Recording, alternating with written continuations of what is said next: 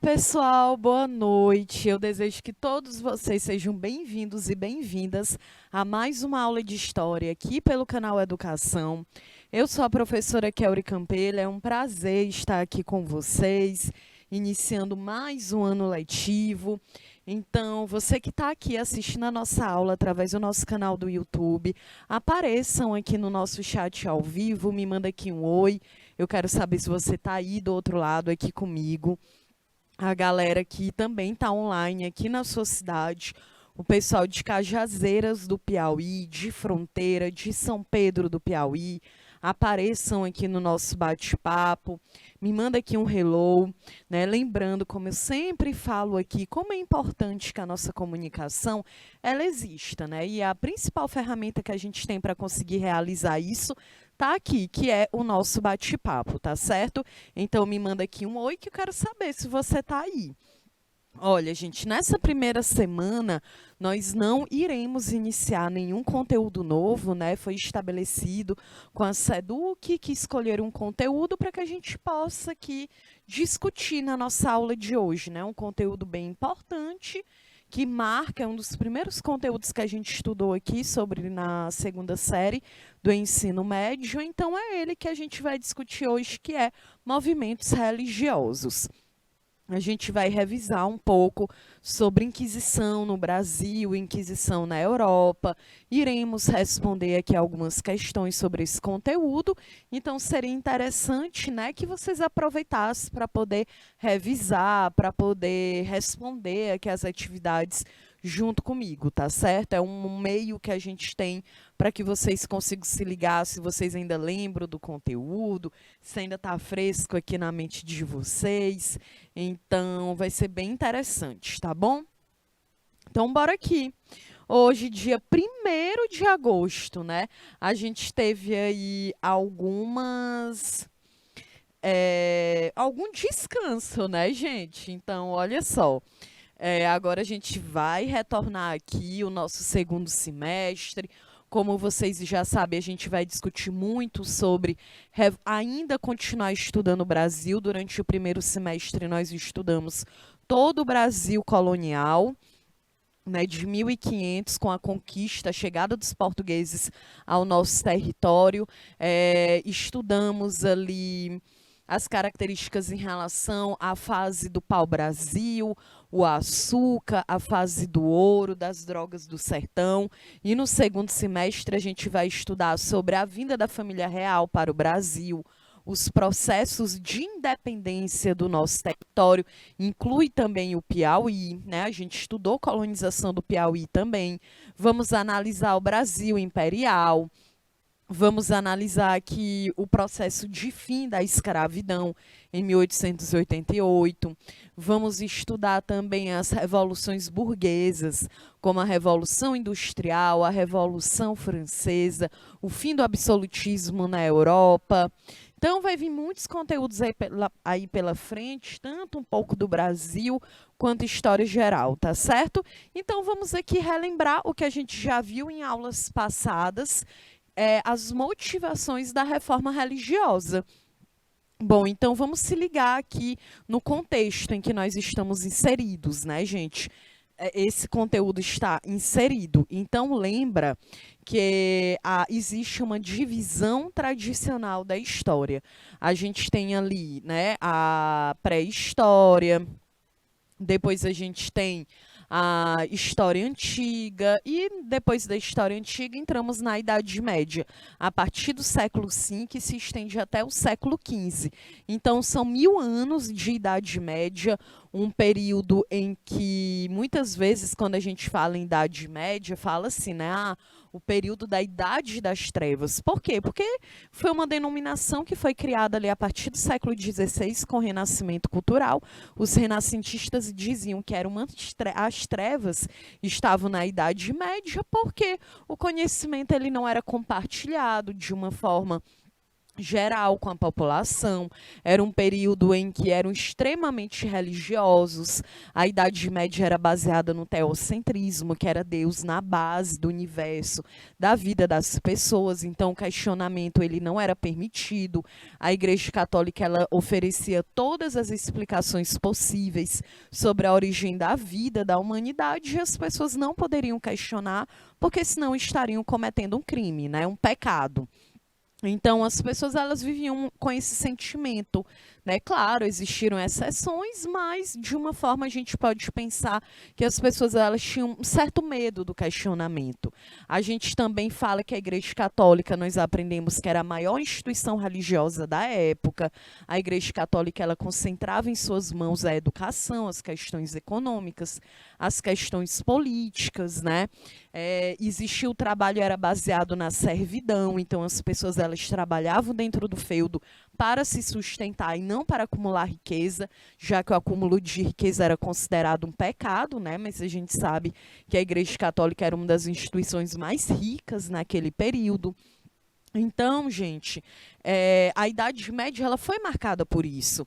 E aí, com passar a Igreja Católica, ela começou a mudar, né? A própria sociedade na Europa começou a ter uma visão diferente da Igreja Católica, porque olha só as motivações da reforma religiosa. Primeiro, a venda de indulgências pela Igreja Católica. Então, a Igreja Católica ela vendia uma espécie de absolvição de pecados. Então, se tu tivesse dinheiro, tu poderia comprar um documento que diria, ah, beleza, estou livre, não tenho nenhum pecado. Quando eu morrer, eu vou direto para o céu, direto para o paraíso, né? Então, isso aí começou a ser visto com maus olhos, né? Porque muitas pessoas começaram a criticar, como foi o caso do próprio Martinho Lutero, né? Que ele dizia, como assim? Como que a igreja ela vai vender um documento que te garante que quando tu morrer, tu vai para o paraíso, né? Outro ponto era a venda de relíquias sagradas. Então a igreja ela vendia, ela dizia, olha, beleza, compra aqui esse pedacinho de espinho que estava lá na coroa, né, de espinho de Jesus Cristo. Isso aí vai te ajudar, tu vai se fortalecer. Ou então, compra aqui esse pedacinho de madeira que foi da cruz que Jesus Cristo foi crucificado. Vendia um pedaço de lençol, dizendo que era o lençol em que Jesus Cristo havia nascido e daí havia sido embrulhado. Então, essas relíquias sagradas eram vendidas, e é claro que isso também começou a ser visto como ato corrupto. Outro ponto, né, a corrupção do clero, o renascimento que começou, as pessoas, inclusive a gente também vai estudar sobre isso, né, o renascimento que é a razão.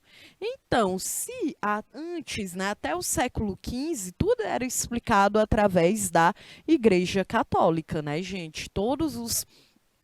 As explicações em relação ao mundo, as explicações em relação o que é o céu, a terra, o ar, tudo era explicado por uma questão, um viés religioso. E a partir do século XVI, com o Renascimento, a sociedade vai dizer, tá, beleza, então Deus existe, tá. Acredito, mas também quero uma explicação agora baseada na razão, no estudo científico, na observação. Certo? Outro ponto, né? A maior difusão da Bíblia, gente, com a invenção da imprensa, né? A imprensa de Gutenberg. E essa maior difusão da Bíblia foi bem interessante, né? Porque durante toda a Idade Média, a Bíblia, as missas era tudo em latim. Então, tu imagina, tu nasceu aqui, né, aqui no Brasil até o século XV, a gente ainda estava vivendo os nossos rituais religiosos, né, baseados na cultura indígena. Mas aí tu imagina, né, a pessoa nasceu na França, fala francês e tudo em latim. Como que a pessoa entenderia, né? Então, com essa maior difusão da Bíblia, mais pessoas puderam ter acesso a essa palavra religiosa, né? Ocorreu também um processo de centralização política, interessava aos reis o enfraquecimento da autoridade papal, porque como a gente já aprendeu, durante toda a Idade Média, a política ainda o poder político não era concentrado na monarquia, né, nos reis e rainhas, era dividido ali pelos senhores feudais. Então, os reis eles não passavam de uns nobres, né, não tinham de fato um poder político concentrado em suas mãos, porque o poder de fato estava concentrado era na Igreja Católica. E aí, com o início do século XVI, o surgimento das monarquias nacionais, a ideia também, né? Os reis começaram a dizer, não, espera aí, a gente quer poder político aqui, né? Então, inclusive, a própria Henrique VIII acaba rompendo com a Igreja Católica, eu vou já comentar. Também o desejo. Uma das motivações da reforma religiosa foi o desejo em possuir terras, né, em que os campesinos eles foram apoiar a reforma. Porque, gente, não era muito uma divisão dentro dessa sociedade, era muito grande. Então, a própria galera que era camponesa, servia dentro do feudo, a galera trabalhava muito e mesmo assim não poderia ter o acesso à terra, né? Então a galera fica, olha, como assim? Eu trabalho, eu quero também ter o acesso, eu quero ter a terra.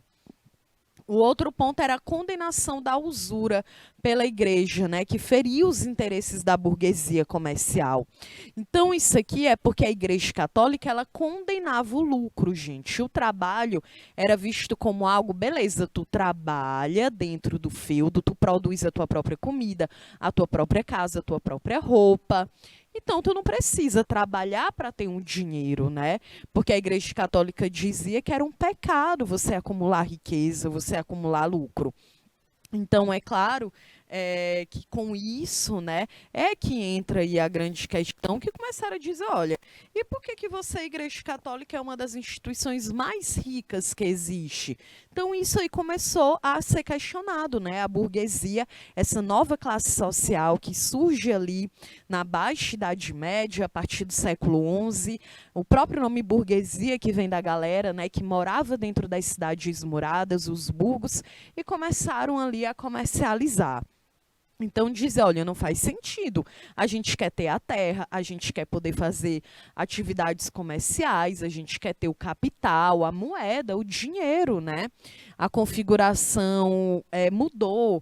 Se nos 500 primeiros anos da Idade Média a terra era a base, agora a gente está falando de dinheiro, surgimento do sistema capitalista. Então a Igreja Católica ela começou a ser muito criticada, a ser apontada como uma instituição corrupta, e é claro que assim foram surgindo outras manifestações religiosas, né?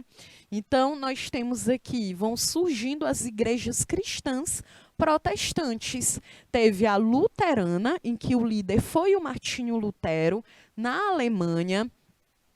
O Martinho Lutero ele tinha um discurso baseado que a salvação ela ocorreria pela fé, não pela quantidade de dinheiro, não pelas relíquias sagradas ou indulgências que uma pessoa poderia comprar, mas sim pelas suas atitudes, pela fé que ela tinha nos ensinamentos de Deus e de Jesus Cristo, né?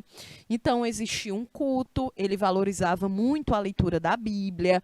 O Martinho Lutero, uma das grandes questões com ele foi porque ele defendeu também a tradução da Bíblia, né? O Martinho Lutero era alemão, então ele dizia que não fazia nenhum sentido a galera estar vivendo na Alemanha, falando alemão e ter um livro religioso como a Bíblia que estava escrito em outro idioma, que no caso era o latim, né? O idioma oficial de Roma. Então, ele começa a dizer, olha, galera, a gente precisa traduzir. As pessoas elas precisam, de fato, ter acesso à palavra de Deus no seu idioma, né? Então, esse foi um grande ponto. Martinho Lutero também era contra as indulgências, né? Claro, porque ele defendia que a salvação só poderia ocorrer pela fé. Tem um destaque aqui que foram as 95 teses do Martinho Lutero, em que ele, né, mostrava, compartilhava todos os princípios, né, da Igreja Luterana. Depois a gente também tem a Igreja Calvinista, com o líder João Calvino, ali principalmente de França, Suíça. Ele também defendia uma salvação pela fé e pela predestinação. Então ele defendia que Deus já havia predestinado tudo, que o nosso destino já estava, né, ali marcado, não tinha muito o que a gente fazer. Ele também defendia a leitura da Bíblia, a Eucaristia. E vem aqui a anglicana. A anglicana, que era o maior líder, era o Henrique VIII, né? Lembra? Eu até dei uma dica aqui de filme, a outra que falava um pouco aqui dessa situação. O Henrique VIII, ele também defendia uma salvação pela fé, ele acabou rompendo com a Igreja Católica. É claro que ele disse que rompeu com a Igreja Católica, porque ele era casado com a Catarina de Aragão, uma espanhola, e ele queria se separar, se divorciar dela. Né, a gente está falando de um período que não existia essa ideia do que seria o divórcio, né? Aqui mesmo no Brasil, divórcio é algo aí da década de 70, né? Então não tem pouco mais de 50 anos que as pessoas podem se divorciar no Brasil, para vocês terem uma ideia, né? Então, quando a gente está falando aqui do Henrique VIII, ele dizia assim, beleza, então eu quero me separar, não foi permitido, e aí ele dizia, olha, o que a gente vai fazer? Salvação pela fé, ele diz, beleza, eu vou romper com a Igreja Católica. E aí ele diz que vai romper porque ele, né, era porque ele queria casar com outra pessoa, mas a gente sabe que, na verdade, ele rompe com a Igreja Católica porque, basicamente, gente, ele sabe que o poder político era muito mais concentrado na Igreja Católica, né, na instituição, do que, de fato, nas mãos dele, que era o rei. Então, era muito mais um conflito político, econômico, tá certo? Ok, então agora a gente vai analisar um pouco o que foi a Contra-Reforma. Porque é claro que a Igreja Católica ela não aceitou de boas, né, todas essas reformas religiosas, né? A Igreja Católica ela perseguiu, ela prendeu, ela interrogou, ela torturou, porque de fato ela não aceitou essas mudanças, essas novas manifestações religiosas que começaram a surgir, principalmente ali a partir do século XVI, no que a gente conhece como a Idade Moderna. Então a Igreja Católica ela reivindicou, né? Maioli, por favor, coloca aqui na tela o nosso tempo, para que eu possa ir me situando, por favor. Então, a Igreja Católica, ela reagiu. Por isso que a gente fala que é uma contra-reforma, porque o nome é reforma religiosa. Então, é a ideia de que novas manifestações surgiram e a Igreja Católica ela vai agora reagir a isso, tá certo? Então, as características. Primeiro, a Inquisição com o Tribunal do Santo Ofício, que era buscar e eliminar a heresia. Então, quem era uma pessoa que era considerada herética? Herética, sim, o herege. Era aquela pessoa que se identificava que não estava cumprindo os princípios e dogmas da Igreja Católica. Mas a gente também sabe que era qualquer pessoa que rompia ou que quebrava uma expectativa de comportamento aqui nesse período. Lembra que vinha toda aquela ideia das bruxas, né? Quantas mulheres foram mortas, torturadas, queimadas em praça pública porque muitas não seguiam aquela expectativa de um comportamento social que era desejado aqui nesse período. Então, muitas, né, a gente tem muito aquela ideia de que as mulheres, né, ou na Idade Média, eram aquelas mulheres que viviam numa torre, esperando o príncipe chegar, e apáticas. E não, né, gente? Nós tivemos mulheres que trabalhavam no feudo, que trabalhavam nas cidades, poetisas, freiras, rainhas, mulheres comuns, então cada uma com sua história, no seu contexto. E esses comportamentos que eram considerados desviantes, né? Essas pessoas eram perseguidas. Então, muitas pessoas também LGBTQIA+, né? Porque fica parecendo que a população LGBTQIA+, surgiu ontem, no ano 2000, mas não, ao longo da história nós sempre tivemos, né, e essas identidades múltiplas, essas pessoas também foram muito perseguidas ao longo da história, né, consideradas como se elas estivessem cometendo um pecado, a heresia, né, dentro da heresia.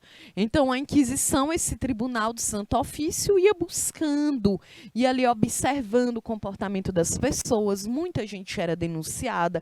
Aqui mesmo no Brasil era muito comum, por exemplo, eu tenho um vizinho, não vou com a cara dele, vou lá no Santo Ofício e digo, olha, meu vizinho tá ali, né, tá cometendo um crime de sodomia, que geralmente era encarado como das pessoas LGBTQIA+, ou então, tá vendo, aquela mulher é uma bruxa, aquela mulher fez pacto com o demônio. Então as pessoas iam denunciando por qualquer desavença, ia tendo os tribunais, as torturas.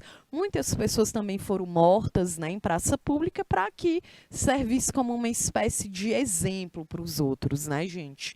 Então, de fato, também foi ali um período bem tenso. A gente teve Inquisição tanto durante a Idade Média, na Idade Moderna. Também uma outra característica da Contra-Reforma foi o Index, que foi uma lista de livros proibidos, né? Então, esses livros eram considerados contrários à doutrina católica, e aí a Igreja Católica fazia fogueira de livro mesmo, né? Também foi criada a Companhia de Jesus em 1534. Inclusive, a própria Companhia de Jesus vem para o Brasil, como a gente estudou. Ela foi fundada pelo espanhol Inácio de Loyola. Existia uma obediência cega ao Papa e a função era expandir a fé católica. E a Companhia de Jesus, né, eles eram considerados os soldados de Cristo. E é claro que o objetivo era expandir a fé católica, porque, afinal de contas, a Igreja Católica ela estava perdendo muitos fiéis ao longo da história, por todos os motivos que eu expliquei no slide anterior. Bom, e a Inquisição, gente, ela foi um movimento político e religioso que ocorreu entre os séculos XII, olha aí, ainda na Idade Média, até o século XVIII na Europa e também aqui na América. E o objetivo era basicamente buscar o arrependimento daqueles que eram considerados hereges pela Igreja e, claro, condenar as teorias que eram identificadas como contrárias aos dogmas do cristianismo.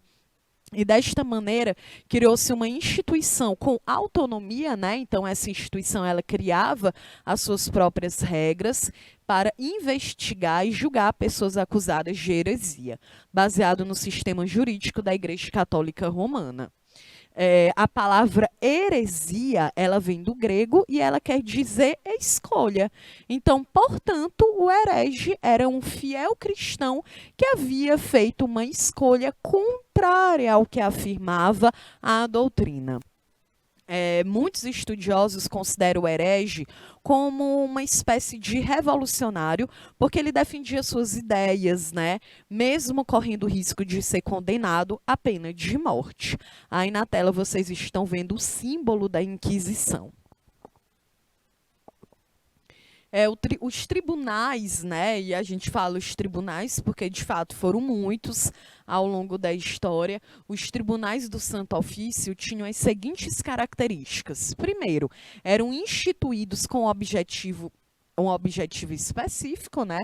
Estavam autorizados a funcionar pelo Papa ou pelo Bispo e eram compostos por religiosos com estudos teológicos, porque eram justamente essas pessoas que iriam julgar, né, uma determinada ação de um indivíduo. Então, em 1376, olha aí, quase lá, né, no final do século XII, é escrito o Manual dos Inquisidores, gente. E nesse livro, esse manual, ele descrevia os métodos que os inquisidores deveriam usar para descobrir heresias e bruxarias.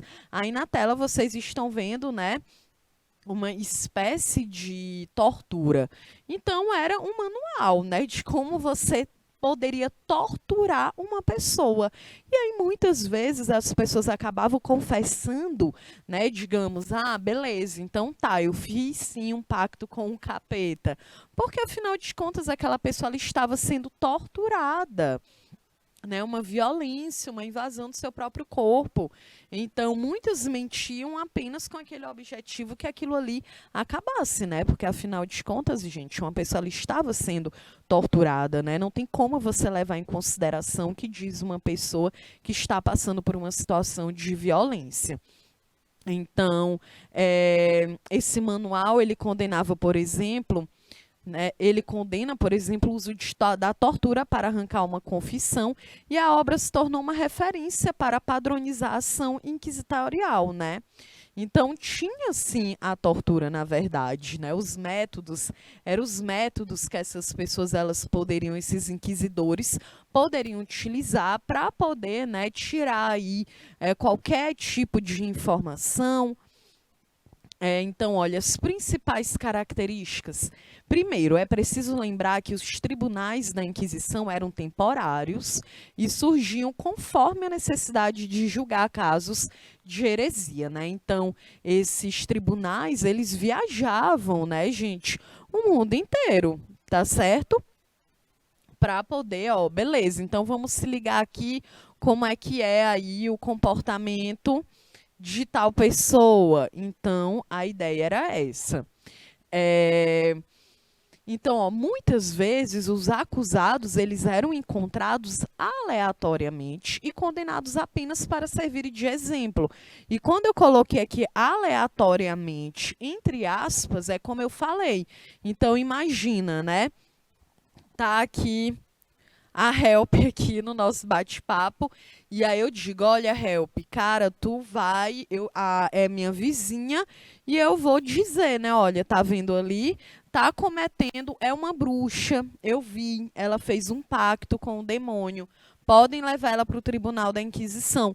Então, muitas pessoas elas foram apenas apontadas, né, como se tivessem aí cometendo um crime de heresia, para que o próprio tribunal ele pudesse julgar e servir de exemplo para outras pessoas, né, gente?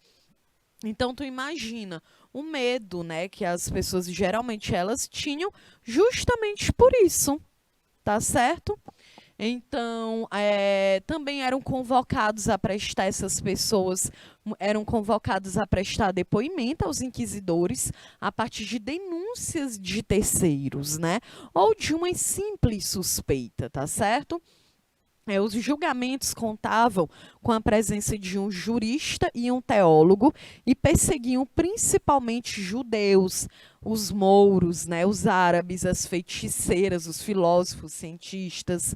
E essas feiticeiras eu coloquei, a gente vive, por exemplo, uma cultura aqui no Brasil, uma cultura indígena do chá, das ervas medicinais, né? Foi uma herança indígena que a gente herdou, então era muito comum que as pessoas aqui no Brasil elas utilizassem, né, essas ervas, e olha aí o que foi que aconteceu, né? Muitas eram condenadas e eram interpretadas como uma feiticeira e que elas tinham que ir para esse tribunal, tá certo? Aí na tela vocês estão vendo pessoas condenadas a usar o sambenito, que era rezar um rosário, andar descalças e um chapéu cônico, e tinham que desfilar pelas ruas, né? E isso aí era justamente para dizer, olha, beleza, você é considerado um herege, então você precisa se ligar, porque se isso acontecer de novo, isso quando a pessoa de fato não era morta, né? Lembra que a gente estudou aqui que a Joana d'Arc, ela foi morta, né, gente? Depois ela virou santa pela Igreja Católica, mas ela foi morta porque ela foi considerada uma herege, que ela teve um comportamento que não era o esperado, né? Uma mulher que tinha esse sentimento nacionalista de defender o seu país, expulsar os ingleses de dentro da França durante a Guerra dos 100 Anos, então, que na verdade foram 116 anos, né? Então, aqui a ideia é que, beleza, então o próprio tribunal, né, condenava um comportamento. Então, olha só, uma pessoa, ela podia ser acusada de heresia, que eram doutrinas ou práticas contrárias aos dogmas católicos, bruxaria, invocação de espíritos malignos, conjuros, curas por ervas consideradas malignas, né? Então, aqui no Brasil, a gente teve muitas pessoas que foram para o Tribunal do Santo Ofício. Nós temos alguns registros, que algumas foram para Lisboa, mas não foram muitas. E era muito comum, gente, porque a gente tem essa tradição, né, da nossa cultura, da nossa herança indígena. Tenho certeza que a mãe, a avó de vocês, todo mundo dói a barriga, tem um chá. Dói a cabeça, tem um chá. Tem pedra no rim, tem um chá. tá com infecção urinária, tem um chá. Para tudo tem chá, né? Então, é muito da nossa cultura. Infelizmente, muitas mulheres, né, acabaram foram torturadas, foram para esses tribunais, principalmente por isso. Também pessoas que mantinham os costumes das religiões judaica ou muçulmana, né? Lembra que a religião islâmica ela foi fundada durante o século VII, lá na Arábia Saudita, se espalhou pelo Oriente Médio, pela Europa. Hoje a religião islâmica é a segunda que mais cresce no mundo. Não, na verdade, ela é a religião que mais cresce no mundo, né? Ela só fica atrás do cristianismo, que ainda tem a maior número de adeptos. Mas é uma religião que vem crescendo muito. E aqui no Brasil, por exemplo, nós tínhamos, né, muitos judeus, essas pessoas elas tinham que abrir mão completamente dos seus princípios religiosos, né, porque senão eram considerados aí também heréticos, né. Bom, a punição da heresia ela era feita no âmbito espiritual e temporal. Para os condenados, as penas poderiam ser a prisão, que poderia ser temporário ou para o resto da vida, né? Como a gente viu também o uso de vestes que revelavam sua condição de condenado, conhecido como os sambenitos, ou em casos extremos, a morte na fogueira, como foi o caso da própria Joana d'Arc, lá na França. Em 1559 é criada a lista dos livros proibidos, um index, como a gente viu, pela qual diversas obras filosóficas e científicas foram consideradas impróprias, né? E deste modo, seus criadores e leitores também poderiam ser perseguidos pela Inquisição. Então, essa é a grande questão, né? Como a Inquisição ela ainda começa lá no século XII, os próprios renascentistas dizem, olha, como que a galera é perseguida o tempo inteiro, tem livros que não podem ler, então é claro, né? As pessoas meio que viviam em uma situação de muita tensão, de muito medo. Olha, os principais métodos de tortura da Inquisição. Um dos fatos mais marcantes da Inquisição foi o uso da tortura enquanto método de investigação. E alguns dos métodos de tortura, gente, utilizados pela Inquisição foram, primeiro, tortura d'água, né, em que a vítima, o réu, ele é imobilizado de barriga para cima em uma mesa e é forçada a beber vários litros de água por um funil, né?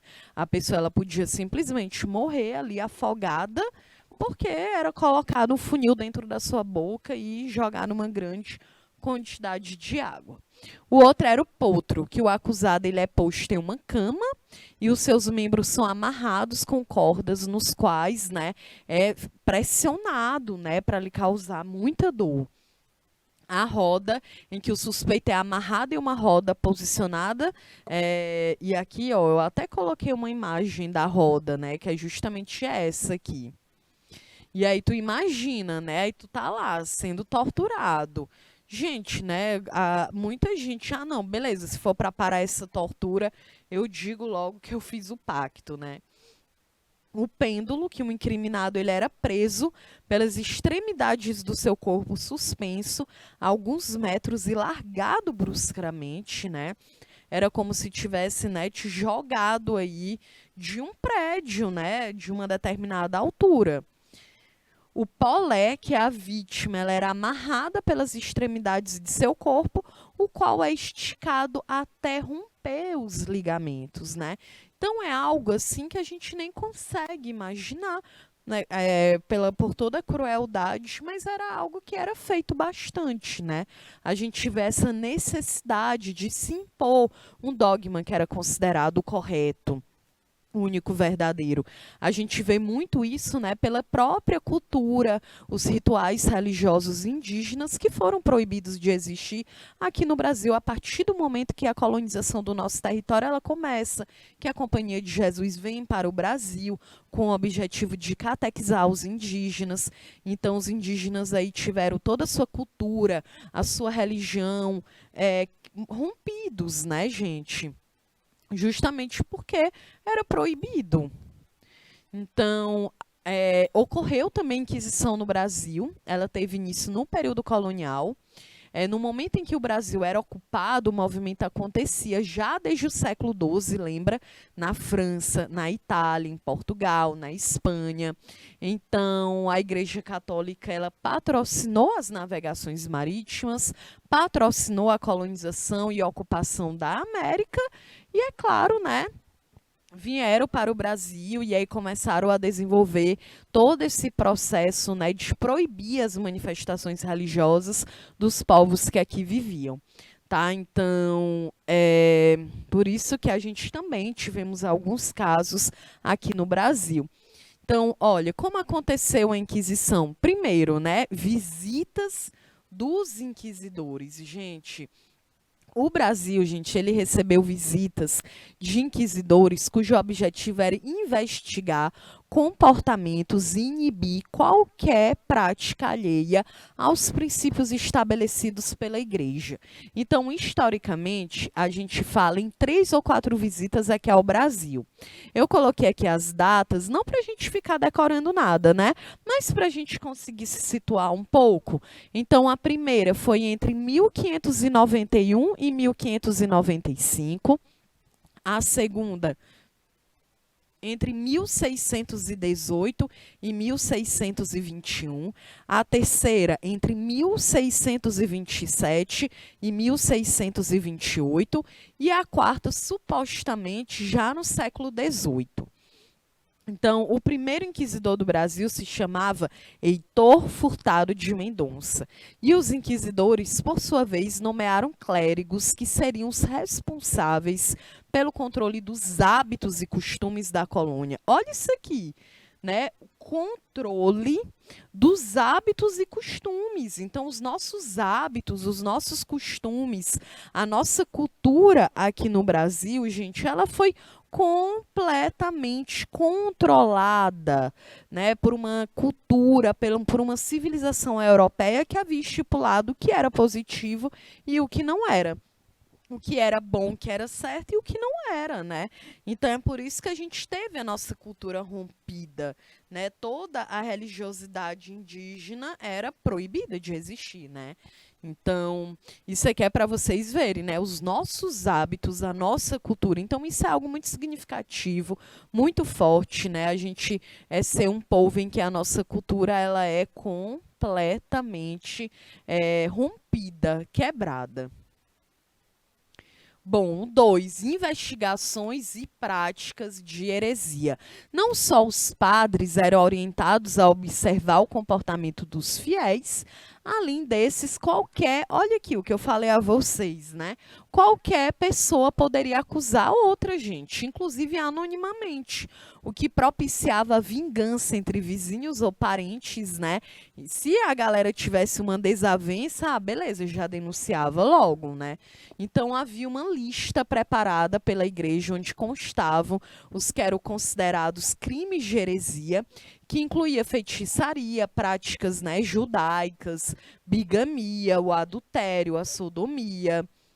Então, os principais perseguidos, né, os considerados hereges, eram os curandeiros, né, especialmente os judeus convertidos, que eram considerados cristãos novos, né? Então, os judeus eles não poderiam praticar ali sua religião de base judaica, né? Também não poderiam os africanos que vinham para o Brasil, né, de uma forma forçada, óbvio, por todo o processo de escravidão, também eram proibidos de continuar desenvolvendo as suas práticas religiosas, né, do seu continente. Os indígenas também, os judeus. E aí vale lembrar, gente, que os primeiros habitantes do Brasil eram os indígenas, né, cujas práticas de cura de enfermidades iam sendo disseminados pelos novos habitantes e as quais deram origem aos curandeiros, né, que então eram perseguidos. Então, é por isso que a gente fala de que forma que foi a Inquisição. De fato, ela foi um processo muito violento, né?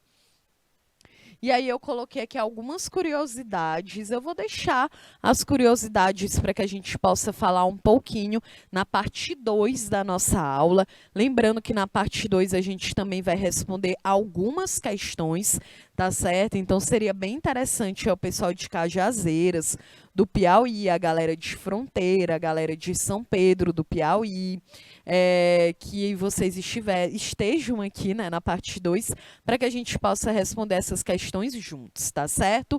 Então, gente, nós estamos aqui encerrando a primeira parte da nossa aula sobre reforma protestante e contra-reforma. Na parte 2, eu trouxe aqui algumas curiosidades para a gente falar e também iremos responder algumas questões sobre esse conteúdo. Beleza? Então, fica aqui na nossa parte 2, porque aí vai ser bem interessante para vocês saberem de fato se vocês estão entendendo o conteúdo, e o exercício é uma ótima forma da gente fazer isso, tá bom? Então, beijo, e daqui a 3 minutinhos eu tô de volta.